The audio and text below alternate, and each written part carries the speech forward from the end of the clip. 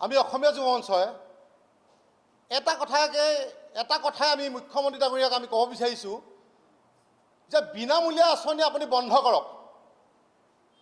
অন্যথা কিন্তু আপুনি যি সোণৰ অসম গঢ়া লক্ষ্য আপুনি হাতত লৈছে, সোণৰ অসম হৈ নাথাকিব, অসম তথা ভাৰতখনৰো অসাতলৈ যাব।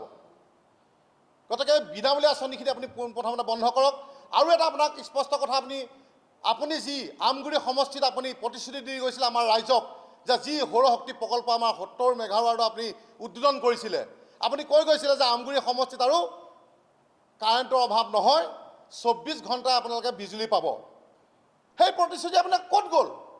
24 ঘণ্টা নালাগে, 2 ঘণ্টা 3 ঘণ্টা কাৰেণ্ট থাকে, লুকাভাকু, কাৰেণ্টৰ লুকাভাকু।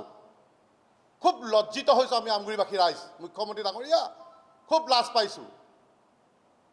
আৰু এটা কথা আমি সুধিব বিচাৰিছোঁ, আমাৰ সন্মানীয় আমাৰ বিধায়ক মহোদয়ক, আমাৰ প্ৰতিভা জেগাদেৱক সুধিব বিচাৰিছোঁ, আৰু লগতে মুখ্যমন্ত্ৰীক আমি প্ৰশ্ন কৰিছোঁ, আমি অসমীয়া যুৱ মঞ্চই যে আজি আমগুৰি সমষ্টিখন বহু বছৰ আগতেই মহকুমা হিচাপে ঘোষণা কৰিব লাগিছিলে।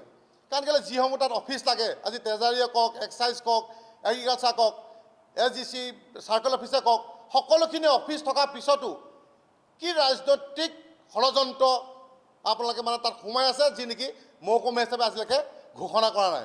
গতিকে অতি শীঘ্ৰেই যদি এই মুখ্যমন্ত্ৰীয়ে যি আমাক প্ৰতিশ্ৰুতি দি গৈছে যে 24 ঘণ্টা আপোনালোকে বিজুলী পাব, 2 নম্বৰতে হৈ গ'ল এই মহকুমা যদি অতি শীঘ্ৰে ঘোষণা নকৰে, আমি কিন্তু অসমীয়া যুৱ মঞ্চ হাত সাৱটি বহি নাথাকিম।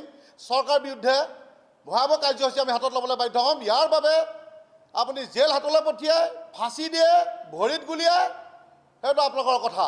কিন্তু আমি অসমীয়া যুৱ মঞ্চ আমি হাত সাৱটি বহি নাথাকিম। মুখ্যমন্ত্ৰী ডাঙৰীয়া, আমি আপোনাক এই মঞ্চৰ পৰা আমি আহ্বান জনাইছোঁ।